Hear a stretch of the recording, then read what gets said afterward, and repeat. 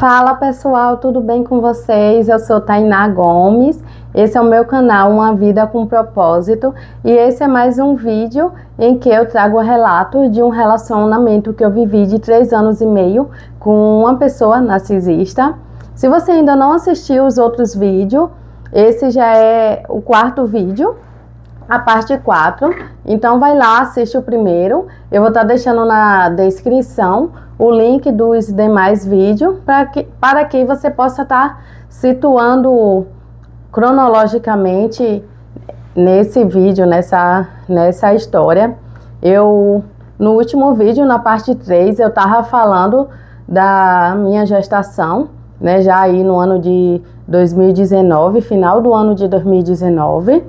E aí, até junho de 2020 foi a minha gestação, né? Nesse vídeo eu vou trazer outros detalhes desse período, né? Eu vou falar principalmente deixa eu ver se eu acerto a palavra, mas da usurpação patrimonial que ele começou a fazer nesse período. Os narcisistas têm algo em comum, que eles são manipuladores, eles manipulam muito suas vítimas, né? Até para reforçar o seu poder, que eles querem estar no poder o tempo todo, essa questão do controle. E ele tinha muito isso de manipular, e ele conseguia assim me manipular muito. E no outro vídeo eu passei alguns detalhes desse período da minha gestação, que foi a gestação planejada. Mas teve outros detalhes, são tanta coisa que é difícil falar tudo em um vídeo, mas nesse vídeo eu vou focar essa parte da usurpação patrimonial, lá no ano de 2019 ainda, quando eu descobri minha gravidez. Eu tinha um carro e eu coloquei esse carro para vender. Antes mesmo de eu engravidar, eu já tinha colocado esse carro para vender porque eu queria trocar de carro. Eu estava com um Gol, queria pegar um HB20, que na época era o meu sonho, pegar um HB20. E daí eu coloquei esse carro para vender, e com o dinheiro da venda eu iria estar dando entrada no HB20, fazendo essa troca aí de carro. E o que é que aconteceu? Ele criou olho no meu carro e começou a inventar um enredo de que iria vender meu carro para, com esse dinheiro, ele investir em um negócio de compra e venda de carro. Era algo do tipo carro de leilão, e reformar e vender.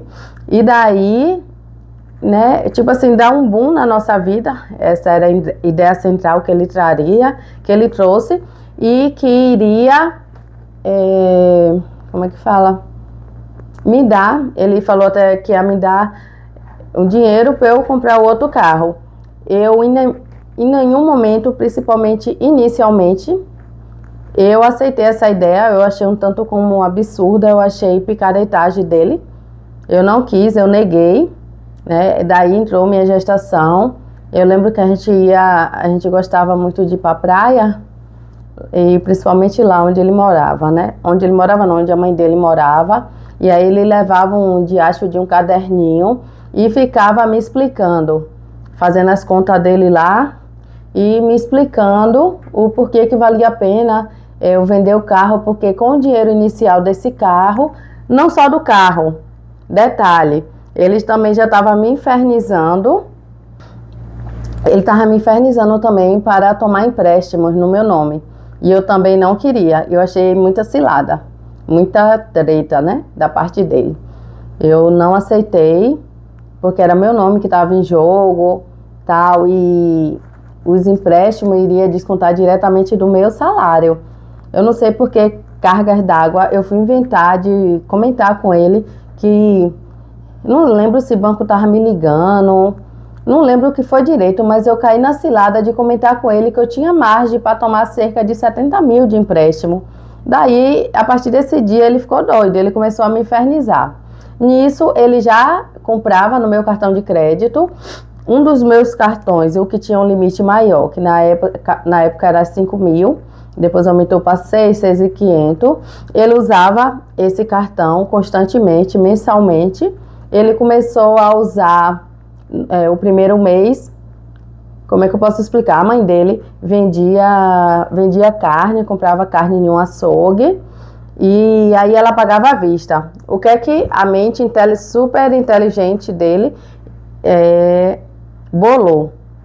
Eu vou, em vez dela pagar lá à vista, eu vou pegar o dinheiro e vou passar essa compra que ela vai fazer lá no cartão de Tainá.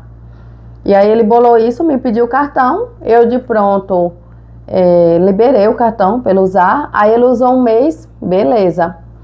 Só que aí no mês seguinte ele quis de novo. E nisso virou uma bola de neve. E quando eu queria pedir o cartão, ele dava para ruim, ele ficava super irritado, perguntando, e agora? E eu vou pagar o cartão como? Mas quando ele me pediu o cartão a primeira vez, ele não me falou que iria alugar meu cartão, alugar entre aspas, assim, ia adotar meu cartão, ia ser dele, usar até nunca mais. Ele pediu uma vez, aí no outro mês pediu de novo, e assim ele já achou que o cartão era dele. É tanto que no final do último mês que eu já não emprestei mais o cartão a ele, ele deixou de pagar, que já foi aí no período da nossa separação, e aí nesse mês o débito estava mais ou menos em 6.500, e aí ele não pagou mais esse cartão. Daí ele já usava esse cartão, voltando para a história, ele já utilizava esse cartão meu já nessa bola de neve, nesse ciclo bola de neve. Ele, no primeiro mês, ele pegou o dinheiro da mãe e passou meu cartão. No segundo mês, ele já pegou o dinheiro da mãe para pagar o meu cartão e passar o cartão novamente. Entende como foi que criou essa bola de neve? Daí, ele já utilizava o cartão e começou a me pedir empréstimo, né? Que eu comentei que eu tinha margem, começou a me pedir empréstimo. Eu não aceitei, mas ele teve paciência e aí eu estava grávida e ele me infernizando dia após dia, noite após noite. Já teve vez da gente passar a madrugada discutindo sobre esse assunto. Eu falava que eu não queria, até porque nosso relacionamento não ia bem e que eu tinha medo dele me passar o calote, ia ficar descontando no meu salário e eu que ficaria no prejuízo. Eu até falava a ele, ó, meu salário é a conta de pagar minhas contas, despesa de casa, de pagar cartão de crédito, água, luz, comida, é a conta certinha, não sobra nada. Então, se você pega um empréstimo e não pagar, você vai me prejudicar muito. E aí ele falava, né, os narcisistas também têm a mania de jurar por tudo que é mais sagrado. Eu digo que tem a mania porque depois que eu descobri o que era narcisista, eu já ouvi muitos relatos, muitos vídeos, e é tudo em comum, minha gente, é tudo em comum, só mudam de endereço. E aí ele jurou pela mãe dele que pagaria esse dinheiro e que se eu quisesse até que faria um documento no fórum, né? Tanto do carro ele afirmou isso quanto do empréstimo, e era para eu ter feito antes de pegar o empréstimo, porque aí depois eu me vi sem provas para poder cobrar isso na justiça, sem provas nenhuma, porque como a gente morava junto, a gente estava ali dentro de casa, o diálogo era face a face, não era nada pelo zap. Ele foi muito safo, muito inteligente, de fato, né, na usurpação dele, nisso de me lesar e de me dar o golpe financeiro. E daí ele ficou me consumindo durante, eu acho que pelo menos os 5 meses, tanto por empréstimo, eu não lembro quantos meses foi, por carro foi mais ou menos isso, também não lembro a quantidade exata, mas o carro, em nenhum momento eu concordei, em passar o meu carro. Eu também tinha esse mesmo argumento, se ele não pagasse que iria prejudicar, e se não desse certo. E aí, pacientemente, o que é que ele fez? Ele foi e negociou o carro com uma pessoa que era um fornecedor dele dos produtos que ele vendia. E ele me disse que esse dinheiro que o rapaz pagasse a ele do carro, que ele iria comprar materiais para... não queria comprar carros, entrar nesse ramo de comprar carros para vender. Aí, anos depois, eu acho que 1 ou foi 2 anos depois, quando eu já não estava mais com ele, uns 2 anos depois, quando eu já não estava mais com ele, esse fornecedor dele, ex-fornecedor, me procura e fala que que levou um golpe dele de cerca de 34 mil reais. E me pedindo ajuda, né? Falou assim, eu sei que você é esposa dele, eu não sei se você ainda tá com ele, mas o que eu entendi é que ele queria que eu intercedesse por ele, a esse fulano, né? Aí eu peguei e expliquei a ele, eu falei, sinto lhe informar, mas eu também levei um golpe dele, muito maior do que esse seu, né? E eu não tenho o que fazer por você, eu sinto muito por você estar passando por isso, mas eu não tenho o que fazer por você. E daí a gente passou a conversar muito, né? Até criamos uma amizade inicial. Ele ficou com muita dó de mim, eu também fiquei com muita dó dele, desse rapaz, por estar passando por essa situação. Em um terceiro momento, mais uma pessoa também me procurou para... querendo que eu falasse com ele ou desse algum contato dele, porque ele também passou mais um golpe, ainda uma pessoa da família dele, bem próxima, ele deu um golpe aí de cerca de 4 mil reais, ainda alegando que era para pagar a pensão da filha, sendo que ele não pagou nada, até aquele momento ele não pagava a pensão. E, voltando novamente, toda hora tem um gancho à frente, né, um link que eu faço de mais alguém que levou o golpe dele e volto para a história. Aí ele negociou o carro com esse rapaz e mais à frente, quando eu tive contato com esse rapaz, o rapaz me falou que não pagou nada a ele, que o carro ficou como pagamento das mercadorias que ele, esse fulano, já estava devendo a esse rapaz, né? Para minha surpresa, mas não ia mudar muita coisa, né? Resumindo, perdi meu carro e foi uma coisa assim. Eu não sei, é difícil de explicar porque em nenhum momento eu concordei, em nenhum momento eu disse a ele que aceitava, em nenhum momento eu sempre neguei. Ele foi lá e negociou o carro com o cara e aí começou a me infernizar para entregar o carro a esse rapaz e eu fugindo, nisso eu já grávida. E eu fugindo disso, eu falei, não mandei você negociar nada não, o carro é meu. E ele fazendo assim manipulações, chantagens emocionais diversas, várias, e falando que eu tinha concordado, sendo que eu não tinha concordado. Uma das técnicas e táticas de todo narcisista é fazer esse joguinho com suas vítimas, de tentar passar a pessoa como louca. Ele fala uma coisa e diz que não falou, que foi o contrário, né? Daí ele fez esse joguinho comigo. Por fim, ele conseguiu ir lá e entregar o carro, né, contra a minha vontade. Nesse dia eu ainda discuti com ele e até quando ele estacionou, eu lembro, como se fosse hoje, ele estacionou o carro na calçada desse rapaz e eu ainda falei para ele que eu não queria fazer isso, mas enfim, entregou o carro. Beleza. Aí, outra labuta foi para eu entregar o Dutch. Eu escondi o Dutch e disse que tinha perdido e não queria entregar o Dutch. Aí ele ficou alguns meses me infernizando para poder entregar o Dutch, até que conseguiu, né? E eu lembro que quando chegou no fórum, no cartório, para assinar o Dutch, eu ainda discuti com ele também que eu não queria fazer isso, mas ele conseguiu. Ele conseguiu e até eu me pergunto como, se foi contra a minha vontade o tempo todo.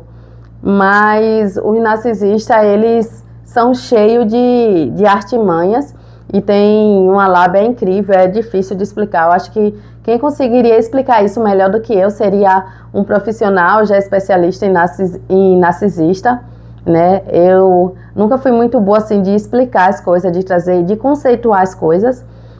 Eu estou me esforçando muito para tentar trazer os detalhes com mais clareza possível, mas enfim, ele conseguiu, né, passar o meu carro dessa maneira covarde. E antes de passar o Dutch, eu falei que eu queria meu carro de volta, e aí ele falou que o carro já tinha sido transportado para São Paulo e que se eu quisesse o carro de volta, que eu teria que pagar 2.000 da cegonha e que ele iria descontar esse valor do que ele estava me devendo. Daí eu não lembro se eu já tinha pegado o empréstimo, eu não vou lembrar dessa ordem cronológica, se eu já tinha pegado o empréstimo ou não, Mas eu acho que sim, porque eu lembro que ele falou categoricamente que ia descontar da parcela do empréstimo. Aí já começou a fazer chantagem, ele passar meu carro contra a minha vontade. Quando eu falo para ele trazer meu carro de volta, ele fala que ia descontar da parcela, salvo engano, do empréstimo, que tinha pegado no meu nome, 2, porque ele chegou a pegar 3 empréstimos, não pagou nenhum. E daí começou a me chantagear que eu teria que pagar 2.000 se eu não pagasse da cegonha, que ele iria descontar esse valor da parcela do empréstimo. E aí foi uma briga, mais uma discussão, mais uma celeuma, e por fim não chegamos a um denominador comum. Foi mais uma grande chantagem dele e não devolveu o meu carro, né? Eu até me arrependo de não ter falado que eu pagava a cegonha, os 2.000 da cegonha, valeria muito a pena e ter meu carro de volta. Ou então ter chegado e registrado um boletim de ocorrência, né, de que ele me coagiu, de ter feito alguma coisa e ter pegado o meu carro de volta antes eu perdesse 2.000 de cegonha, do que fosse. Seria bem melhor do que ter perdido um bem que foi tão suado, que como eu falei com ele, quando ele estava argumentando comigo para passar o meu carro, negociar o meu carro e dar esse golpe, falei com ele, olha, eu pago esse carro há 4 anos. Há 4 anos é o meu suor, não comprei o carro à vista, não ganhei dinheiro para comprar carro, é o meu suor, do meu trabalho, do meu dia a dia. E foi um sonho realizado comprar esse carro, né? E na verdade tinha sido o meu segundo carro, mas foi um sonho, um sonho, né? Que a minha vida toda eu andei a pé, não era nem de ônibus que eu andava, nem de mototáxi, era na 11, ó, uma perna atrás da outra, ia para o comércio, para a escola, para o cursinho, para onde quer que fosse, eu ia andando. Então comprar o carro foi uma grande realização, né? E ele frustrou esse sonho, né? Me lesando no meu carro. E aí chega a parte do empréstimo, que eu não lembro a ordem cronológica dos fatos, mas eu acredito que ele já tinha pegado o empréstimo. O primeiro empréstimo que ele pegou foi no valor, ele queria pegar o de 70.000, porque eu comentei que eu achava que eu tinha margem para pegar 70.000. Aí ele vinha me infernizando para pegar esse empréstimo de 70.000, também com isso de investir em negócios. E eu não concordei, eu discordei o tempo todo. Discutimos muito sobre isso, foi infernação na minha vida, uma infernação. E sabe quando você faz algo só para se livrar daquela infernação, daquela pressão?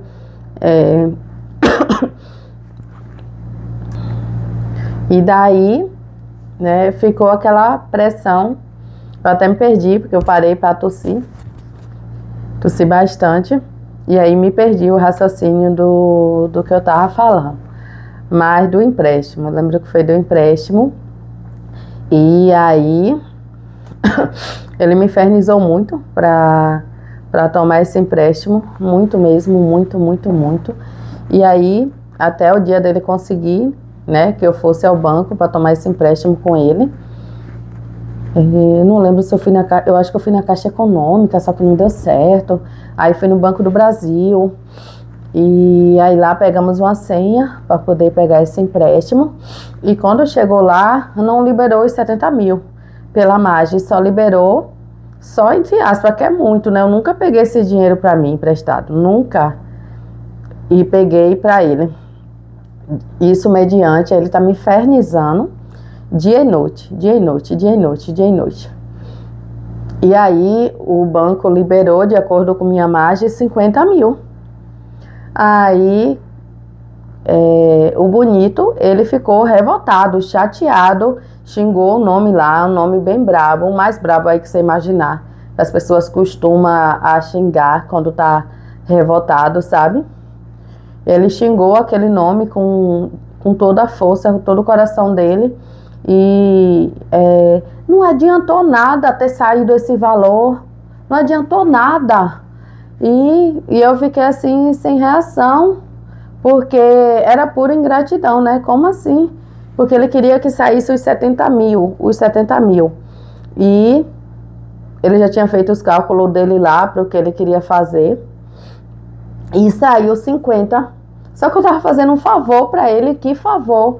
Imagine você tomar 70 mil reais, que no caso não saiu 70, mas saiu 50. Gente, é um valor absurdo. Para mim, para minha realidade, é um valor que naquela época eu compraria um HB20 zero, ou quase isso. Quase isso, porque 20, eu estava pensando em vender o meu carro por 18 e dar de entrada no HB20. Acho que o HB20 novo naquela época, lá em 2018, não, 2019 já, eu não lembro o valor exato, mas eu acho que um de primeira linha seria, um básico, seria nessa média, uns 60 mil reais. Então, aquele valor praticamente seria um valor de um carro novo, do carro que eu queria.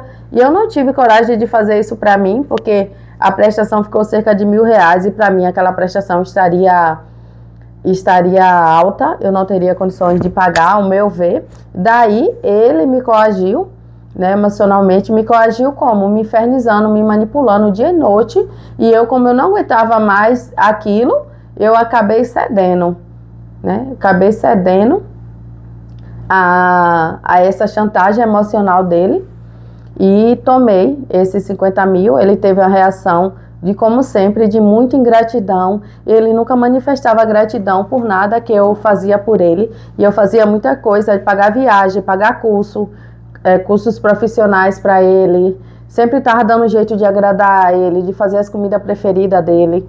E parecia que nada, absolutamente nada que eu fazia agradava aquela pessoa, absolutamente nada, né? E essa foi mais uma das coisas que eu fiz contrariada, mas fiz porque, sabe, para me ver livre daquela perturbação mental dia e noite, eu grávida.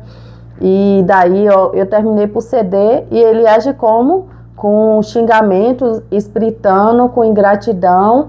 E daí pronto, eu tomei esse primeiro empréstimo. Ele chegou a pagar 2 parcelas, depois não pagou mais. Não pagou mais. Aí depois disso ele começou não sei o que ele fez com o dinheiro. Eu lembro que ele mandou eu transferir 21 mil para a conta de terceiros. E os outros também foi para conta de terceiros, e fez saque para conta de terceiros, mas nenhuma para conta dele. Olha a inteligência da pessoa, justamente para não ter como provar que eu tinha feito para ele, e eu trouxa, bem trouxa naquela época, inocente, né, caí nessa artimanha. Depois desse empréstimo, passou uns 3 meses, salvo engano, ele começou a me infernizar de novo, dizendo que tinha coisas para pagar, e daí ele ficou me pedindo mais empréstimo.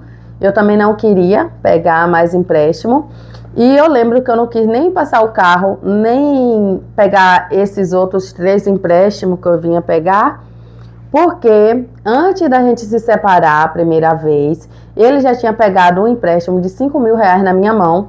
E quando a gente separou, né, ele falou que não ia mais pagar, me xingou, me esculhambou toda, dos pés à cabeça. Os piores nomes que você possa imaginar que um homem pode xingar uma mulher, né? Mandou eu não sei o que lá, né? Coisas que eu achava horríveis, e não pagou. Não pagou. Eu lembro que até nessa primeira separação, antes de eu engravidar, que eu comecei a fazer muito extra, porque eu fiquei muito apertada devido a esse empréstimo. Como eu já tinha levado esse baque dele, tinha sido um empréstimo de 5 mil, e eu já tinha levado esse baque dele, eu estava escabriada. Eu já não confiava mais. Eu falei assim, como ele não pagou da outra vez, é certo que ele não vai pagar agora.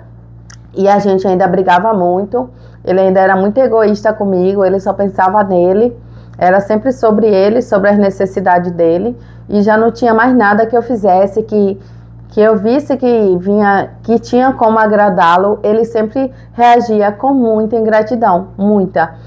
E esse ainda sobre o empréstimo de 50 mil, antes de eu adentrar nos outros, teve um detalhe. Nessa mesma semana que eu peguei esse empréstimo, a gente teve uma briga, uma discussão, falamos que ia terminar. Aí ele falou assim, você vai terminar, deixar, não se preocupe não, que se a gente acabar, eu vou destruir com a sua vida. Eu vou destruir com a sua vida. E eu fiquei pensativa e perguntei a ele, você vai destruir com minha vida como? Você vai me matar? Você está me ameaçando de me matar. Seja mais claro, você vai ver, você vai ver. E eu fiquei assim, poxa, isso aí que ele falou naquele momento me marcou, eu fiquei pensativa ainda naquele momento e pensando, analisando assim, o que é que ele poderia fazer na minha vida para me prejudicar. E eu lembrei que há 2 ou 3 dias atrás eu tinha pegado um empréstimo de nada mais, nada menos, 50 mil reais para ele. Né? Então eu pensei assim, ele já deve estar falando disso, está dando a entender que não vai pagar o empréstimo, e assim ele fez. A gente não terminou ainda nesse primeiro momento, ainda ia passar a gestação toda e minha filha nascer alguns meses depois, só então que a gente iria separar. Pronto. Passou esse primeiro empréstimo, passou uns 3 meses, ele começou a me infernizar de novo para tomar mais um empréstimo. Ele queria mais um empréstimo de 8 mil. E aí ele começou toda aquela manipulação de novo. Aí eu já não tinha mais margem para pegar empréstimo consignado. Daí vai eu tá mexendo nos aplicativos de banco tudo para ver o que é que conseguiria fazer. E vi que tinha a possibilidade do consignado. Daí eu cedi mais uma vez para eu conseguir ter um pouquinho de paz mental. E aí eu cedi, aí em um banco eu consegui fazer um CDC de 5 mil e depois consegui fazer outro de 3 mil. Aí totalizando os 8 mil que ele queria. E quando saiu os 5 mil, ele teve aquela mesma reação da época que ele queria 70 mil e só caiu 50 mil. E ele teve aquela mesma reação agressiva de ficar xingando, que não adiantava nada.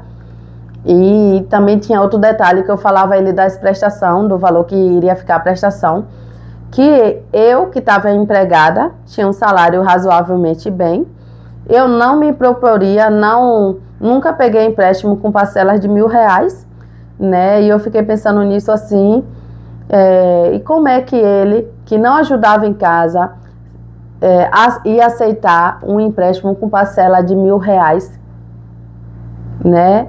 Não faz sentido nenhum. Não fazia sentido isso para mim, mas uma parte que fazia sentido que estava no nome dele e que no Brasil não tem nenhuma lei que obrigue a pessoa a pagar dívida, a não ser pensão alimentícia, que ele só pagou a pensão alimentícia a ele não, a mãe dele, porque estava prestes a sair um mandato de prisão.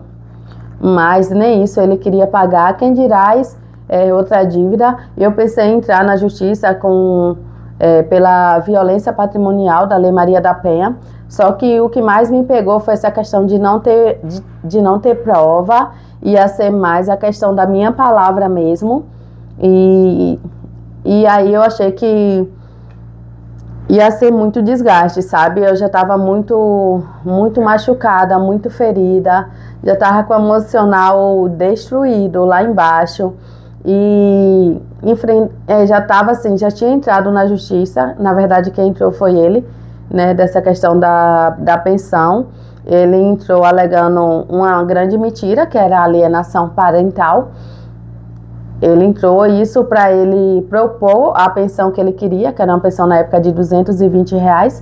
Ele entrou na minha frente porque ele tinha clonado o meu celular e viu eu conversando com minha advogada, dizendo que iria entrar, né? E aí ele pegou os documentos que eu tinha mandado para ela, tudo, se antecipou, e mais na frente ele me revelou que ele pagou 4 mil ao advogado, uma pessoa que não tinha condições, lá se fazendo de mendigo para o juiz, né? Na petição inicial era um mendigo, época de pandemia, né? Que não tinha condições, estava pagando aluguel, pagar 4 mil ao advogado, 4 mil conto, e para propor uma pensão de 220 reais, né? Você vê o caráter, né?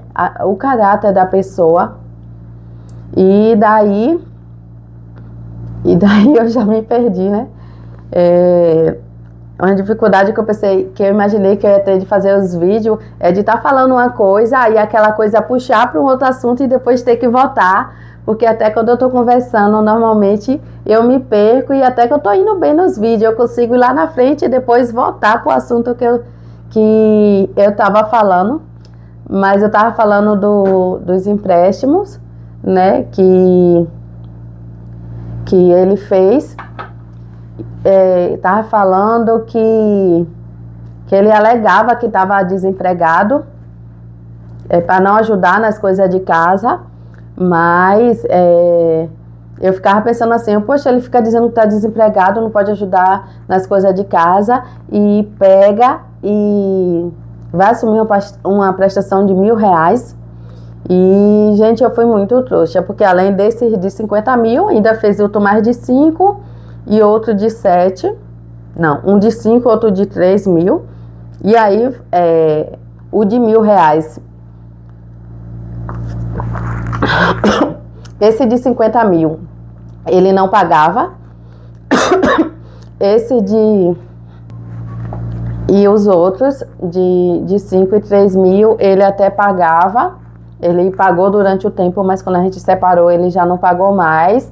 Nisso já tinha um cartão de crédito, né, que era a bola de neve. E aí ele ia pagando, porque ele ia reutilizando o cartão e pegando o dinheiro da mãe para poder pagar, e reutilizava.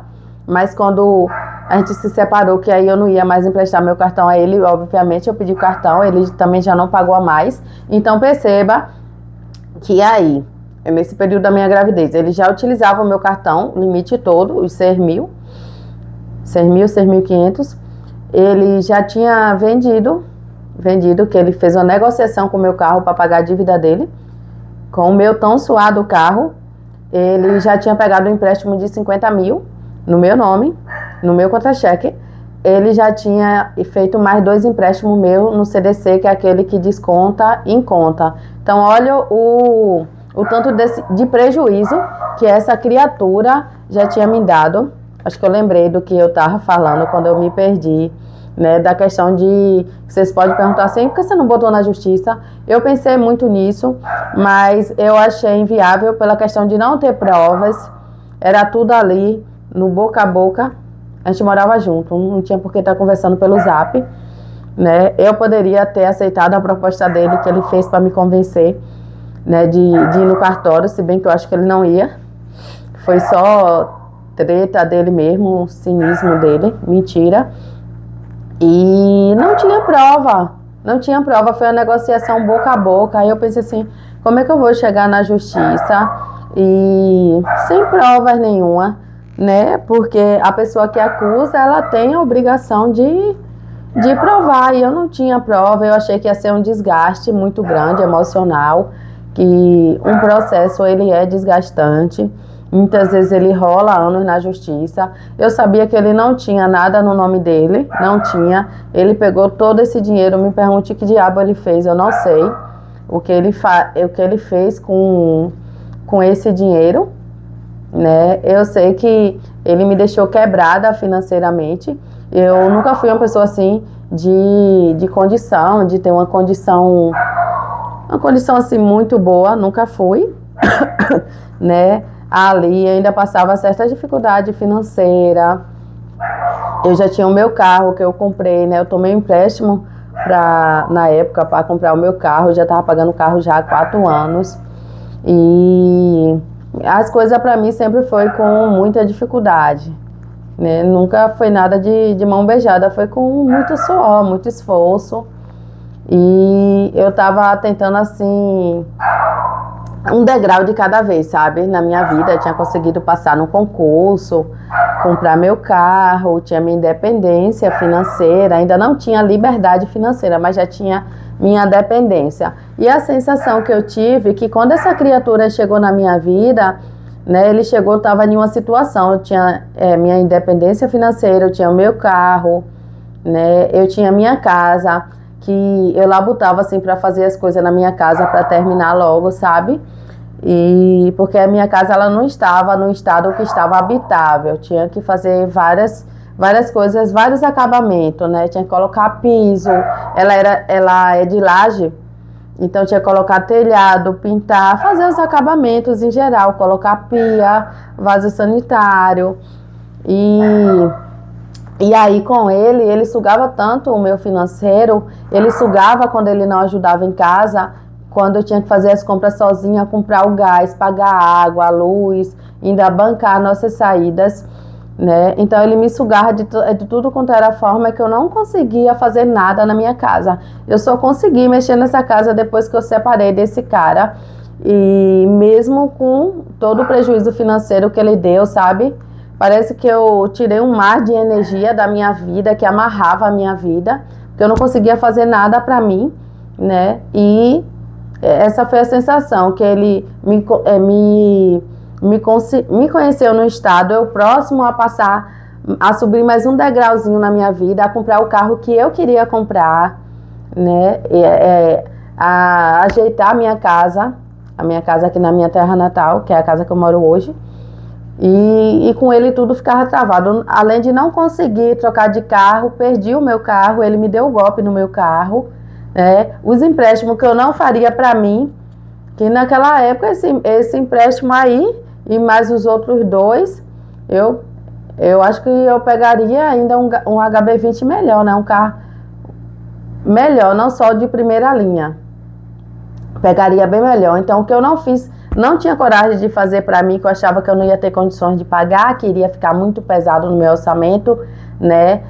Por meio de uma grande manipulação doentia dele, infernal. Eu não encontro nem a palavra que eu queria para expressar isso, né? Mas ele me perturbava muito, eu ficava mal com isso.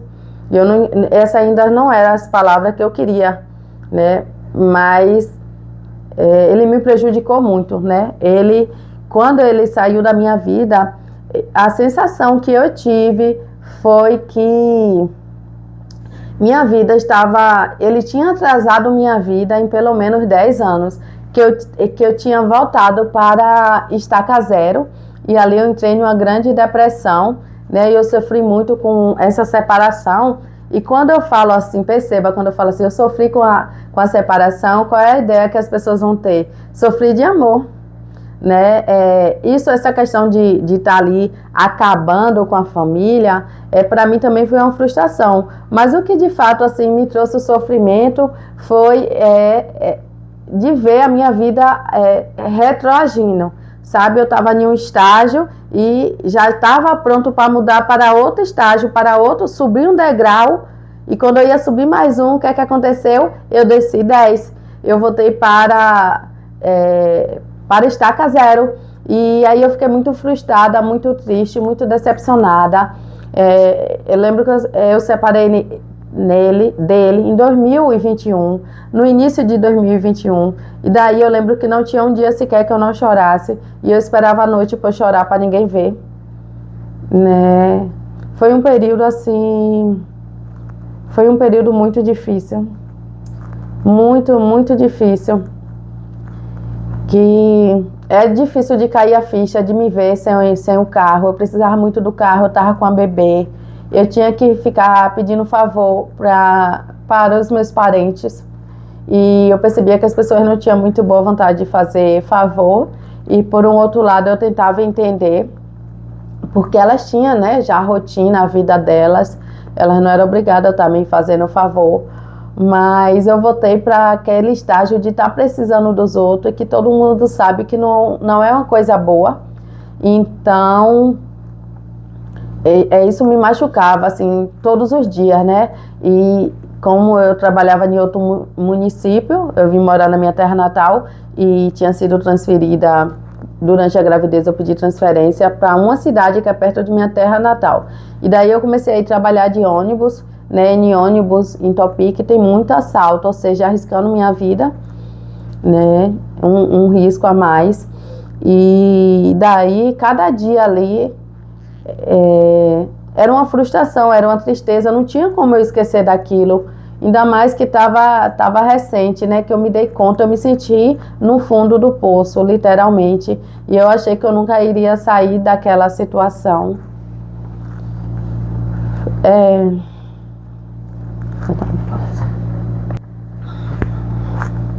Por isso, assim, que eu repensei muito em fazer esse vídeo.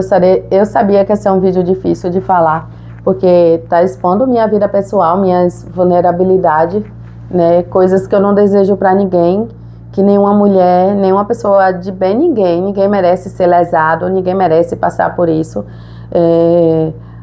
Uma das coisas que eu mais odeio no ser humano é quando ele age de má fé com com outra pessoa que lhe deu confiança. Confiança é algo tão difícil, né, de conquistar, é algo que de fato deve ser conquistado.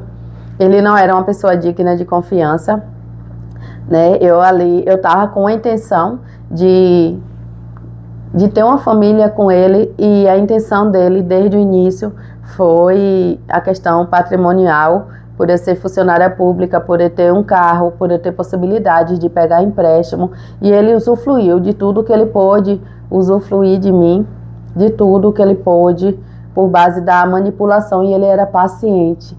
Ele era paciente, mesmo dizendo na cara dele que eu não queria, eu não quero, eu acho que você não vai pagar, e se você não pagar você vai me prejudicar, eu não quero, eu não quero. Eu era enfática, a gente discutia, a gente batia a boca, e ainda assim ele se humilhava, mas até conseguir o empréstimo, até conseguir fazer essas lesões patrimonial e o meu patrimônio ir para o bolso dele, né? E eu vi que ele não construiu nada com isso, foi só para me prejudicar, para cumprir aquela promessa dele, né, de que iria destruir com a minha vida. Naquele momento que eu me dei conta que ele de fato tinha me lesado e não ia pagar, né, eu me senti de fato destruída, acabada, meu emocional ficou um lixo, foi muito difícil, foi muito ruim passar por isso, muito ruim.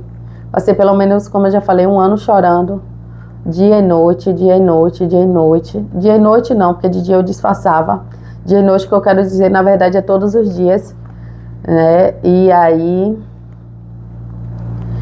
nesse período eu até comecei a fazer terapia, mas eu não tive condições de prosseguir, que eu queria fazer uma vez por semana.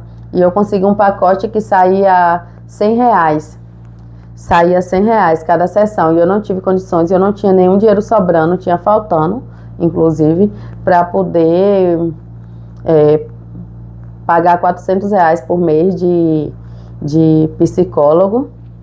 Na época ainda não conhecia o projeto social, que eu conheci mais à frente, né, para poder fazer minhas terapias.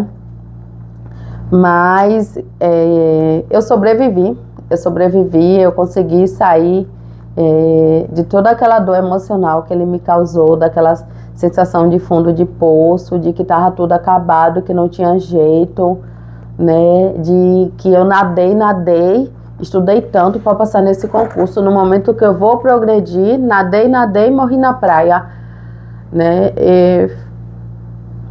É difícil assim traduzir em palavras tudo o que eu senti naquele ano e nos próximos anos, por isso foi tão difícil liberar o perdão. No ano de 2021 ainda eu tive a oportunidade de ir para o método CIS, eu fui e ali começou a virar uma chave, não virou a chave, começou a virar a chave, né, para o meu emocional. Eu comecei um processo de autoconhecimento, onde muitas fichas foram caindo, e um processo de libertação também. E daí de 2021 para cá eu venho vivendo esse processo. Eu já consegui sim liberar o perdão, eu perdoo ele, sim, eu perdoo, e eu tô me esforçando para não chorar. Chorar é como se fosse assim, demonstrar, eu fico pensando o que é que as pessoas vão pensar, né, como se fosse demonstrar fraqueza, mas eu vejo que o perdão, ele é uma atitude muito nobre, exercida pelo Mestre dos Mestres, pelo Senhor Jesus, e era algo que eu queria ter conseguido liberar há mais tempo, porque é uma libertação. O perdão é uma atitude nobre, porque muitas vezes você tem que fazer por alguém que te fez mal, por alguém que você julga não mereceu perdão, mas ele é libertador, sabe? Você consegue trazer junto com ele uma paz e cumprir o mandamento de Jesus, né? Tem uma passagem bíblica, eu não lembro o livro, que Jesus fala assim, que se você não perdoar aquele que te ofendeu, que naquele grande dia diante do Pai, que Deus também não vai nos perdoar. né? E eu orei muito, muito, eu chorei muito, porque eu não conseguia perdoar. Falar, Deus, eu quero perdoar, eu quero me livrar dessa ferida, me ajuda, né? E aí eu fui vivendo esse processo até de fato conseguir liberar esse perdão, né? Eu não tenho raiva mais dele, ainda sinto indignação pelas coisas que ele fez, mas eu perdoo ele. Eu perdoo. Eu não tenho assim como justificar as coisas que ele fez. A melhor coisa que eu fiz foi me afastar dele. Tem pessoas que não tem como ter uma convivência porque não são pessoas sadias, são pessoas que são autocentradas, que pensam só em si mesmas, sabe? Em detrimento dos outros, não importa o que custe. Então, se você é obrigado a conviver com uma pessoa dessa, você está sacrificando a sua saúde emocional, né? Eu não gostaria de conviver com ele novamente, mas eu não tenho aquele ódio, sabe? Aquele ódio dele, aquele rancor que seria natural ter por tudo que ele fez comigo, aquela dor. Eu perdoo ele, eu perdoo, né? Foi um processo, foi fruto de muita oração, de muita decisão, né? De muita decisão, e foi a melhor coisa que eu fiz na minha vida, foi me afastar dele e ter conseguido o perdão, né? Essa é a parte 4 dos relatos vivendo com uma pessoa, né, narcisista, né? São tantos detalhes, minha gente, que eu achei que em 4 vídeos eu conseguiria contar tudo, não tem como. Tem outras partes que eu quero abordar, que foi no meu puerpério, com ele, com a mãe dele, foi horrível, mas vou deixar para a parte 5, né? E ainda vai ter uma parte 6 desses relatos, que como é que minha vida está agora, né? Que é possível sim superar, que é possível curar, de juntar ali os pedacinhos, que é possível ser restaurada de toda essa dor, de ver um novo horizonte, de ver sentido na vida, de se sentir feliz, né? Mas lembrando que é um processo, que é dia após dia, mas que vale a pena, tá bom? Um beijo no coração de vocês, me sigam, comentem esse vídeo, compartilhe para mais pessoas e deixa seu like, gente, deixa o like, porque aí você ajuda a promover, né, o vídeo para que chegue até mais pessoas. Não custa nada, não só assiste. Você chegou até aqui, você gostou desse vídeo, se você se identificou comigo, sentiu empatia, não sei, tá? Interage no vídeo. Como é interagir? É se inscrever no canal, é curtir, é comentar, é compartilhar, tá bom? E até a próxima.